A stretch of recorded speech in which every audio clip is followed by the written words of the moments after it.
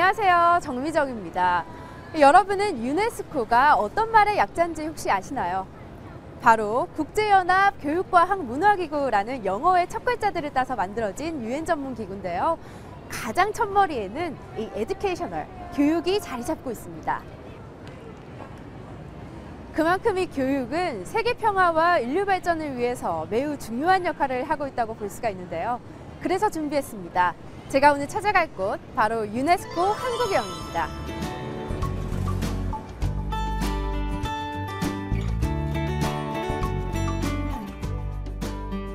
안녕하세요. 안녕하세요. 반갑습니다. 이 평생교육이란 개념이 1965년 12월 파리에서 열린 유네스코 성인교육발전 국제위원회에서 처음으로 도입이 됐다고 들었거든요. 그렇다면 유네스코에서 중점적으로 생각하는 교육에 대한 가치관, 어떤 게 있는지 궁금합니다. 네, 유네스코는 기본적으로 교육을 모두가 마땅히 누려야 할 권리로 보고 있습니다. 그래서 모두를 위한 교육 혹은 Education for All이라고 하는 그 목표를 달성하는 데 가장 많은 관심을 두고 있고요. 그 모두를 위한 교육이라는 것이 말 그대로 사람이라면 누구나 그가 가진 성별이나 종교나 사회 경제적인 지위 등에 관계없이 교육받을 기회를 보장받아야 한다는 데 대한 국제사회의 합의 혹은 그 운동이라고 보시면 되는데요. 그 여러 가지 세부 목표가 있는데 그것들을 달성하는 데 많은 노력을 기울이고 있고요. 특히 아프리카 사하라 이남 지역에 살고 있는 사람들이나 여성 혹은 전쟁이나 분쟁 지역에 살고 있는 사람들과 같이 우리 사회에서 가장 좀 주변화되고 힘이 없는 사람들이 이러한 교육 기회를 받을 수 있도록 하는 데에 많은 노력을 기울이고 있습니다. 그렇다면 지금 현재 유네스코에서 진행하고 있는 교육 사업이 있나요? 네, 여러 가지가 있지만 저희 유네스코 한국위원회에서는 그 유네스코 브릿지 사업이라는 것을 진행하고 있는데요. 그 브릿지라는 이름에서도 유추해 보실 수 있듯이 우리나라와 아프리카 그리고 아시아를 잇는다. 그리고 배움으로 희망을 잇는다 하는 그런 컨셉으로 진행되는 사업이고요.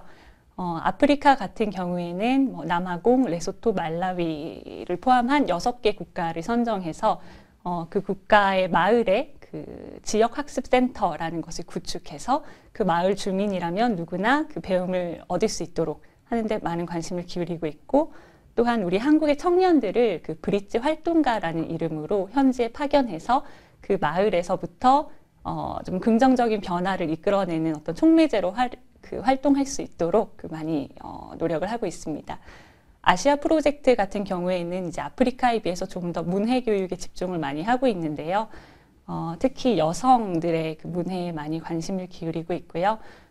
그 현지의 그 유네스코 국가위원회나 그 민간 단체를 파트너로 선정해서 문해 교사도 양성하고 문해 그 교재도 지원하고 이러한 프로그램을 계속해서 진행하고 있습니다. 유네스코가 이 인간 중심적인 발전과 인권 존중을 바탕으로 교육에 대해서 접근을 한다면 이 OECD는 기업과 사회 경제가 원활하게 흘러갈 수 있도록 어떤 윤활유 같은 역할로 교육을 바라봅니다. 이 OECD의 개념이 가장 잘 드러나는 곳이 바로 이 대학교의 계약학과인데요. 이 계약학과 굉장히 생소하시죠? 그래서 제가 오늘 그 궁금증 속 시원하게 풀어드리겠습니다. 선생님 안녕하세요. 네, 안녕하세요. 네. 이렇게 와주셔서 감사합니다. 제가 더 반갑습니다. 네, 네, 선생님 제가 듣기로는 상명대학교에 계약학과가 많이 있다고 들었습니다. 근데 사실 계약학과 굉장히 생소하거든요. 이 계약학과가 어떤 학과고 또 왜 설립이 됐는지 설명 좀 부탁드릴게요. 계약학과는 그 산업체를 위해서 생겨난, 또 산업체에서 재직하고 있는 그 직원들을 대상으로 그분들한테 혜택을 주기 위해서 생겨난 그러한 제도입니다. 산업체 수요에 의해서 맞춤형의 그 직업교육 체계를 대학의 교육과정으로 도입해 온 게 이 계약학과의 취지고요. 실용적인 인재 양성에 또 이제 탄력적으로 우리가 대응하기 위해서 만들어진 학사 제도입니다. 이 계약학과는 국가나 또는 지방자치단체 또는 산업체 등과 대학이 계약을 해서 교육과정을 운영하고, 이제 산업체에서는 특정 분야라든가 또는 산업 전문 인력 양성을 우리한테 요청을 하고, 또 이러한 인력이 양성되면 활용을 할 수 있는 그러한 시스템으로 도입된 학과입니다. 학생들은 첫 번째 이제 기업에서 대학과 계약을 하면 교육비를 50% 정도 지원을 해줍니다. 그래서 학생들은 부담 없이 저렴한 교육비로 교육을 받고, 그리고 이제 학위를 취득하고, 또 이 취득한 학위를 가지고 본인들한테 쌓인 전문적인 지식을 이용해서 자아 실현을 충족시키고, 그러므로 해서 직장에서도 본인들이 기여할 수 있는 기회가 확대되는 그러한 좋은 점이 있고요. 그리고 이제 학생들이 일과 또는 학습을 병행할 수 있는 좋은 제도입니다. 아, 네. 근데 이 계약학과에 또 두 가지 유형으로 나뉜다고 들었습니다. 이 채용 조건형이랑 재교육형 두 가지 차이점을 좀 설명 부탁드릴게요.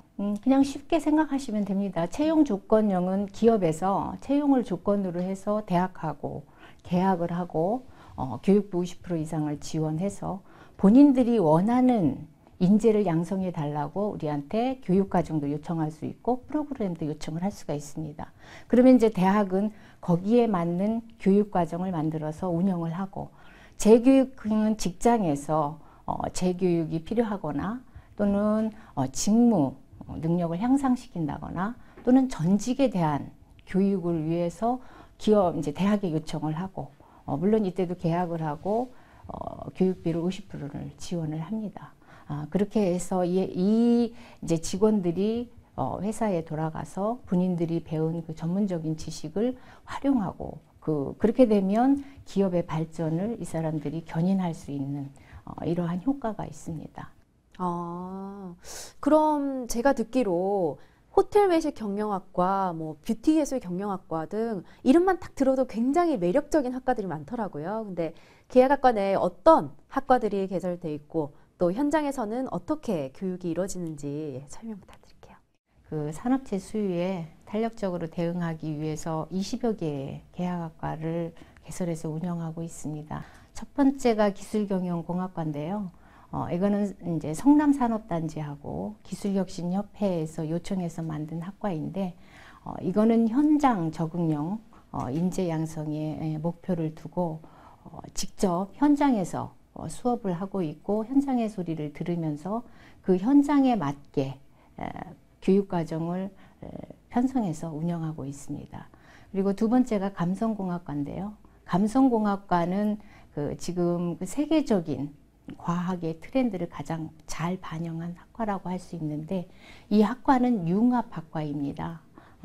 이제 심리가 반영된 인문, 그다음에 디자인이 반영된 예술, 컨텐츠나 프로젝트가 반영된 공학을 융합한 학과인데, 굉장히 산업화에 적용할 수 있는 컨텐츠가 많이 쌓인, 실적이 많이 쌓인 아주 유망한 학과입니다. 세 번째는 그 군대에서 이루어진 계약학과로서 군 상담 심리학과인데, 이는 이제 군의 요청에 의해서 이루어진 학과로서 이 부분은 우리의 좋은 컨텐츠와 군인들의 경험을 접목해서 좋은 인재로 육성을 해 전문가를 만들 자신을 가지고 운영을 할 계획입니다. 뭐 그 외에도 저희가 그 3D 프린팅 융합학과, 아주 굉장히 요즘 3D 프린팅이 대세잖아요. 3D 프린팅 융합학과가 있고, 뭐 지식보안 경영학과, 아까 말씀하신 뷰티 예술학과, 뭐 관광 서비스 경영학과, 이런 여러 가지 20여 개의 학과들이 있고 굉장히 특성을 가지고 운영이 되고 있습니다. 계약학과의 수업 시간을 살짝 들여다봤습니다. 교수님의 현장의 소리를 담은 강의에 학생들의 눈빛이 반짝반짝 거립니다. 학생들이 계약학과를 선택한 이유 들어볼까요? 네, 수업은 일단 많은 자료를 토대로 해서 하고요. 현장에서 일어나는 실무를 접목을 하는 수업입니다. 그래서 일단 이론을 토대하고 강의와 그다음에 자료를 위해서 자기 발표 이런 쪽으로 같이 연구하면서 그렇게 토론하는 수업으로 진행을 하고 있습니다. 계약학과를 통해서 일을 하면서 학교를 병행할 수 있기 때문에 아무래도 일만 하는 아이들보다는 대학도 동시에 졸업할 수 있다는 전문대 졸업을 하고 일 부족하다는 걸 느끼면서 이제 학업에도 이제 찾아보다가 딱 계약학과라는 게 개설이 돼가지고 일이랑 공부랑 같이 할 수 있어가지고 여기 지원하게 됐어요. 인간중심적인 평생학습을 강조하는 유네스코, 또 인적 물적 자원의 발전을 위해 이 평생학습을 강조하는 OECD. 여러분은 어느 손을 들어주고 싶으세요? 저는 사실 이 두 손을 다 들고 싶은데요. 왜냐하면 우리가 살아가면서 이 인적 물적 자원의 발전도 중요하지만 인간다움도 굉장히 중요하기 때문이겠죠. 이 균형 잡힌 평생학습관을 가지려는 노력, 어느 때보다도 지금 가장 중요한 때인 것 같습니다.